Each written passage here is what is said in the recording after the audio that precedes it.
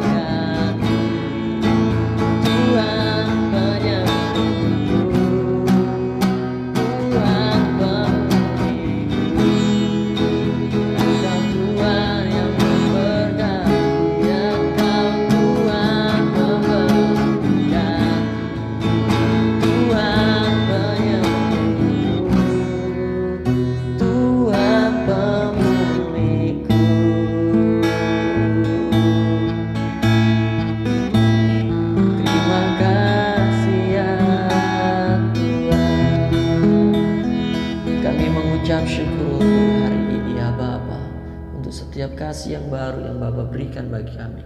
Kami rindu untuk mendengar firman-Mu. Taruh isi hati-Mu lebih lagi atas hidup kami. Di dalam nama Tuhan Yesus Kristus. Haleluya. Amin. Puji Tuhan, saudara-saudara, kita sudah masuk di Markus pasal yang ke-12. Kita akan baca di ayat yang pertama sampai yang ke-12. LAI memberikan sebuah judul perumpamaan tentang penggarap-penggarap kebun anggur. Mari perhatikan, simak baik-baik firman Tuhan ini dengan membacanya secara seksama. Ayat yang pertama, lalu Yesus mulai berbicara kepada mereka dalam perumpamaan. Adalah seorang membuka kebun anggur dan menanam pagar sekelilingnya. Ia menggali lubang tempat memeras anggur dan mendirikan menara jaga. Kemudian ia menyewakan kebun itu kepada penggarap-penggarap, lalu berangkat ke negeri lain.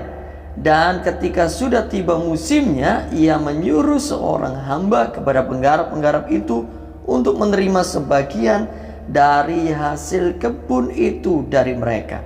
Tetapi mereka menangkap hamba itu dan memukulnya, lalu menyuruhnya pergi dengan tangan hampa. Kemudian ia menyuruh pula seorang hamba lain kepada mereka. Orang itu mereka pukul sampai luka kepalanya dan sangat mereka permalukan. Lalu ia menyuruh seorang hamba lain lagi, dan orang ini mereka bunuh. Dan banyak lagi yang lain, ada yang mereka pukul dan ada yang mereka bunuh. Sekarang tinggal hanya satu orang anaknya yang kekasih. Akhirnya ia menyuruh dia kepada mereka. Katanya, anakku akan mereka segani. Tetapi penggarap-penggarap itu berkata seorang kepada yang lain, ia adalah ahli waris, mari kita bunuh dia, maka warisan ini menjadi milik kita. Mereka menangkapnya dan membunuhnya, lalu melemparkannya keluar kebun anggur itu. Sekarang apa yang akan dilakukan oleh tuan kebun anggur itu? Ia akan datang dan membinasakan penggarap-penggarap itu, lalu mempercayakan kebun anggur itu kepada orang lain. Tidak pernahkah kamu membaca nas ini? Batu yang dibuang oleh tukang-tukang bangunan telah menjadi batu penjuru. Hal itu terjadi dari pihak Tuhan, suatu perbuatan ajaib di mata kita. Lalu mereka berusaha untuk menangkap Yesus, karena mereka tahu bahwa merekalah yang dimaksudkannya dengan perumpamaan itu. Tetapi mereka takut kepada orang banyak, jadi mereka pergi dan membiarkan dia. Haleluya. Bapak ibu saudara-saudara dikasih Tuhan, kemarin kita sudah membahas bagaimana mereka, imam-imam kepala, ahli-ahli Taurat dan tua-tua mempertanyakan tentang kuasa Yesus. Dengan kuasa apa Yesus melakukan semuanya ini? Hari ini Tuhan berbicara menjawab semuanya. Tuhan membicarakan sesuatu tentang mereka lewat perumpamaan, yaitu tentang kebun anggur. Dari perikop ini kita akan belajar beberapa hal. Sebelumnya mari kita ketahui dulu bahwa Tuhan adalah pemilik kebun anggur. Ia membuat dan mempersiapkan segala sesuatunya sebelum diserahkan kepada penggarap-penggarap. Penggarap-penggarap itu berbicara tentang imam-imam kepala, ahli-ahli Taurat, para pemimpin. Dan juga kebun anggur itu berbicara tentang orang Israel, orang-orang yang mereka layani. Hamba-hamba yang diutus oleh pemilik kebun anggur ini berbicara tentang nabi-nabi, hamba-hamba yang Tuhan percayakan untuk menyampaikan suara kebenaran. Namun mereka bunuh, mereka sakiti. Dan anak yang dimaksud di sini adalah Yesus, yang juga mereka coba untuk tangkap. Apa yang kita bisa pelajari dari perikop ini? Yang pertama adalah, ketahuilah bahwa Bapak ibu saudara yang hari ini Tuhan percayakan untuk mengembalakan, memiliki sebuah gereja yang Bapak ibu saudara gembalakan, atau Bapak ibu adalah seorang pemimpin diakonia, pemimpin dari sebuah lembaga Kristen, atau kan saudara adalah wakil gembala, ataukah orang-orang yang Tuhan percaya untuk mengembalakan sekelompok orang. Sesungguhnya bahwa Tuhan yang mempercayakan kita untuk kita mengerjakannya. Domba-domba yang kita gembalakan itu adalah kepunyaan Tuhan, dan tugas kita adalah mempertanggungjawabkannya kepada Tuhan. Memang kita layak mendapatkan sebuah bagian dari apa yang kita kerjakan. Namun ketahuilah bahwa semua yang menjadi milik orang-orang itu adalah kepunyaan Tuhan. Ini perlu kita ketahui supaya kita tidak mencoba untuk mengambil kekuasaan dari apa yang menjadi kepunyaan Tuhan. Kita mencoba mengambil kemuliaan yang seharusnya untuk Tuhan. Kita mencoba untuk mengubah sebuah tatanan gereja, membangun tubuh Kristus yang solid menjadi sebuah kerajaan pribadi, dan mencoba untuk menguasainya. Bapak Ibu Saudara sekalian yang dikasihi Tuhan, sebuah kepercayaan itu Tuhan sudah percayakan buat kita. Jika setiap kita Tuhan percayakan untuk menggembalakan. Jika Bapak Ibu Saudara hari ini bukan siapa-siapa dan hanya jemaat, paling tidak ada keluarga, orang-orang sekitar Bapak Ibu Saudara yang Tuhan percayakan untuk Bapak Ibu Saudara gembalakan. Semuanya itu adalah kepunyaan Tuhan. Tuhanlah yang menjadi raja, Tuhanlah yang punya hak atas semuanya. Jangan mencoba untuk mengambil alih dan menguasainya. Sama seperti yang dilakukan oleh imam-imam kepala, ahli-ahli Taurat, dan tua-tua. Mereka mencoba untuk mengambil kemuliaan apa yang menjadi kepunyaan Bapa. Mereka mencoba untuk merebut semua pujian, mengambil semua pujian yang seharusnya untuk Tuhan. Mereka mencoba untuk mengambil semua kehormatan, semua warisan yang harusnya kepunyaan Bapa. Ini sebuah peringatan. Hari-hari ini kita dapati banyak gereja telah mengalihkan fungsinya, tidak lagi menjadi membangun sebuah kerajaan Allah, namun mencoba beralih kepada membangun sebuah kerajaan keluarga. Ada banyak gereja yang tidak mau, seolah-olah gereja itu beralih kepada orang lain yang bukan dari keturunan papanya yang sudah lebih dahulu mengembalakan. Ada sebuah sikap yang mencoba, ada sebuah karakter atau ada sebuah keinginan untuk menguasai apa yang dimulai oleh papanya. Sebenarnya bahwa semua jemaat yang dilayaninya itu adalah jemaat Tuhan. Adakah di antara Bapak Ibu Saudara yang hari ini menggembalakan atau dipercayakan Tuhan?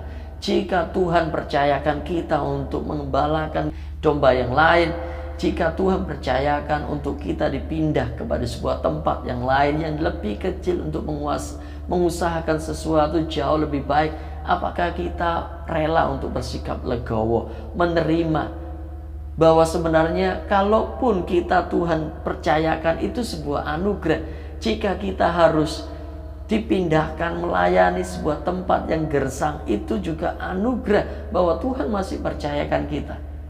Beranikah setiap kita para pemimpin atau gembala-gembala untuk melihat setiap potensi yang baik, yang layak untuk Tuhan tetapkan, yang Tuhan lebih percayai kepada orang yang sekalipun itu bukan dari keturunan kita, bukan sanak keluarga kita, dan kita merelakan untuk orang itu menjadi gembala dari gereja yang kita rintis. Beranikah Bapak Ibu Saudara?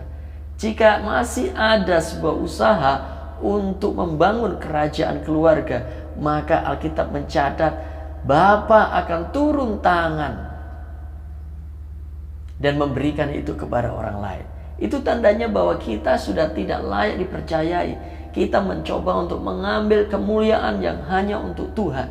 Kita lebih memilih untuk menerima warisan duniawi daripada warisan surgawi dari apa yang Bapa sudah percayakan buat kita.